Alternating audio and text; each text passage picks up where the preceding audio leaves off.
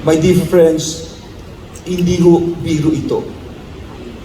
Yung mga nakita ko, yung mga nalaman ko, these are just few people. Very few, about 3 or 4%. But they hold very critical and sensitive position in government. As what we've seen, it's not only there but also in PDEA. And these are the very people who are supposed to protect us. Paano kung bagong pulis ka lang? At yung pa naging boss mo, as what happened here?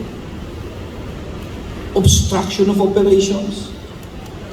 Our country might go to the dogs after this what? Narco-politics. A lot of countries have gave up. Some countries, first world, mayayaman sa atin, libre na ang syringe. Just go to a corner, libre na. Some countries, they even give you a shot. Why? Because they gave up on that. We're not going to give up on this. I'm sorry. That is why, as lawyers, kanina in-interview ako, sinabi ko, I am just appealing with this kind of appealing. Out of 955 police colonels and generals, only 12 have not submitted any resignation. However, of the 12, 5 have already retired. 7 remaining, 6 will be retiring soon. Technically, only 1 hasn't filed. Totoo lang, nung ako'y nagsalita sa TV, hindi ko alam kung ano mangyayari. Hindi ko alam kung may mag-resign. Hindi ko alam kung tatanggapin ang tao ito. Alam kong babatikusin ako, may pera ito. Pero alam ko, tama ginagawa ko, nasa puso, at ang taong bayan na ang kumampi sa atin, at ultimo ang pulis ang tumitig dito, and the rest is history, my dear friends. However, we must do something about this as a people as well. It's not just the police. Next, please. Next. That is why this is glaring.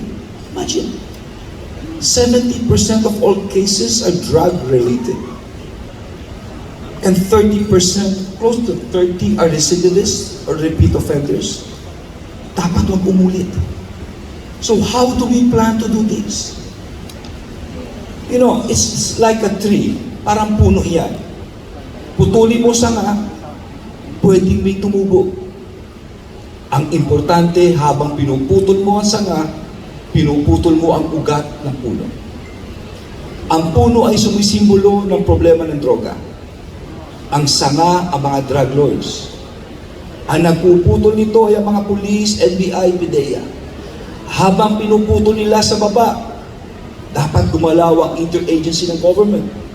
Ang Department of Labor sa trabaho, ang DTI sa mga negosyo, ang Chamber of Commerce, hindi kami natulog ng DTI, ang Department of Health sa rehabilitation, marami pa yan.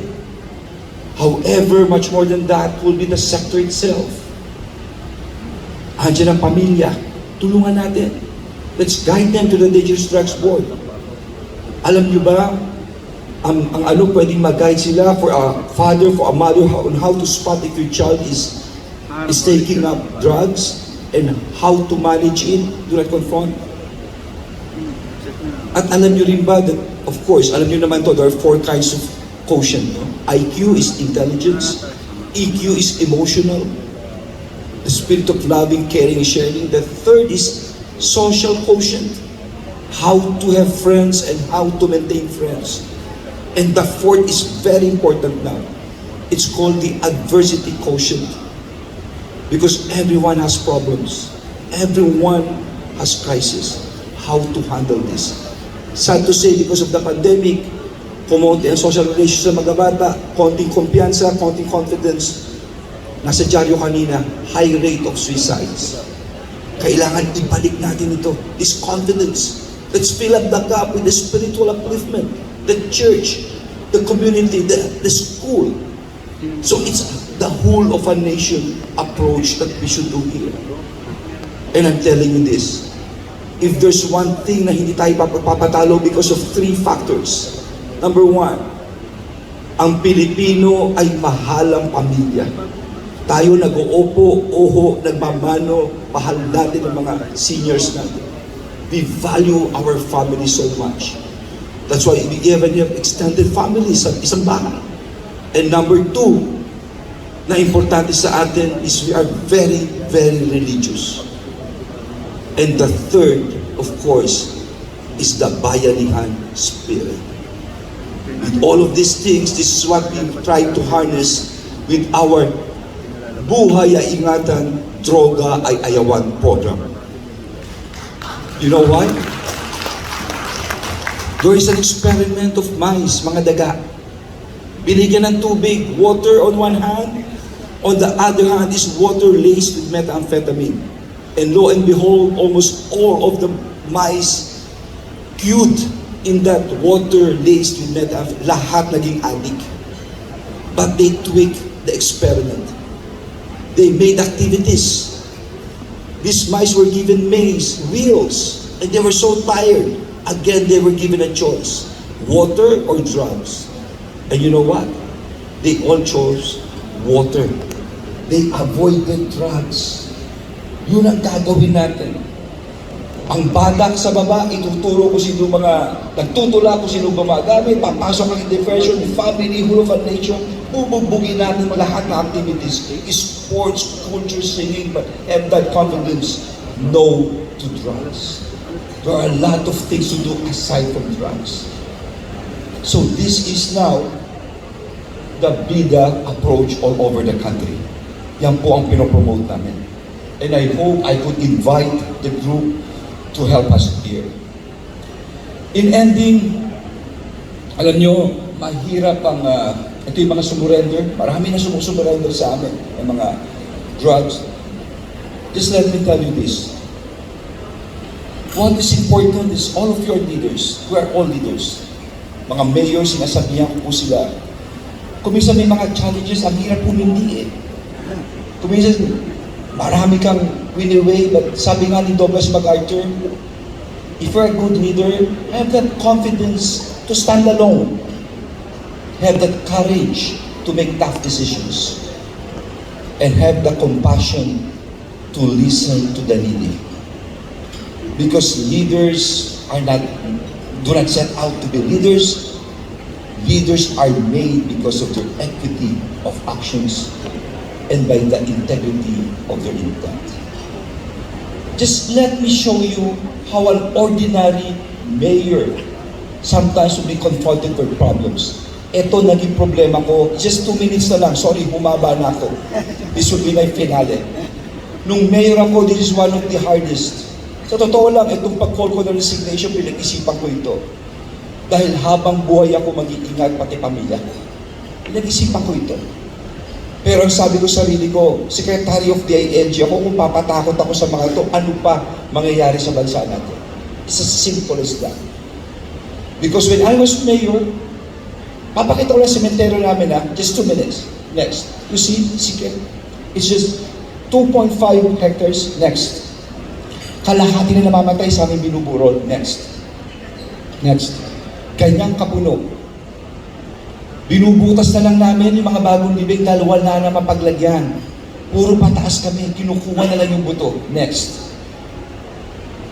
Even pathways were made as internet for sites for children. Next.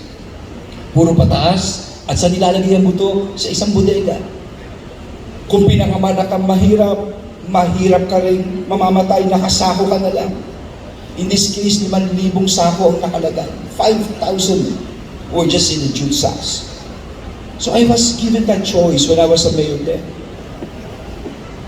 Kung lilinisin ko to, if I'm going to fix it, 3-year term of mayor, I'm sure a lot will object. The grandfather, down the line to the apo, lahat. At hindi lang yun, didimanda pa ako niyan. Matatalo na ako sa eleksyon. But this is the question. Aalis ba ako sa pwesto na alam kong wala akong ginawa? Tinalikuran ko lang ang problema. And I chose to do something about this. 5,000 pinahukay ko lahat, binago ko. Pero I did my homework. Communication and having meetings with all stakeholders. Tingnan natin. Next. Next. Oops, balik. Okay, ito siya. Next. Ito siya. Yung dati, in 1 year, ito ginawa namin. See? That is political will. Next. So, let me walk you through. Yung sa likod, yung mga ayaw magpa-sulog, no? Magpa-cremate. So, andyan sila for 10 years, and then after 10 years, amin nag-cremate. Next. Ito yung chapel namin, 4, libre po ito. May banyo. Next. Yan yung nalagyan namin. Next. At ito mismo ako nag-design. It was good first for 300 bodies. Now it's good for close to 2,600 bodies. At pwede pang iuwi ng November 1 yung urn. Hindi ka na makikipagsiksikan. Next. Next. So, ayan mga faces namin. Ito, secret crematorium. Nung ginawa ko po ito, hindi ko alam paano tatanggapin ito. Next. So, ang presyong ginawa namin dito, next, 40, balik mo lang. 40,000 kung sa private. Sa amin, ayoko ng libre Kasi kung libre, at any given time, papalit sa akin mayor, pwede patigil. Dapat maski yung fundamental mabawi mo. So I computed the electricity, sweldo, lahat. Sa amin, 3,500 lang. Pero sa iba, 40,000. Ngayon yata, 80,000 na cremation. Napakamahal. Sa amin, remains at 3,500. At yung mga buto, at that time, meron pa akong gimmick Buy 3, take 1. Ganun pa. Dahil isang sulog lang naman yung buto lang yun. No. So, yan po ang ginawa namin. Next. At ultimo, yung mga walang kamag-anak, nagpatayo ako ng chapel. Dito namin nilagay. Next. Sa ilalim namin. Because in Mandaluyong, sama-sama kami nabuhay at kung namamatay, walang pwedeng maiwan maski walang pamilya. So, these are just some lessons in leadership. Maraming hamon, pero dapat tayuan. At the end of the day, what is important is the output and of course, ang pagtutulungan. Mabuhay po kayo lahat. Thank you, Secretary. Wisdom, dynamism, courage. That's the Honorable Ben-Hur ABALOS. God be with you, sir.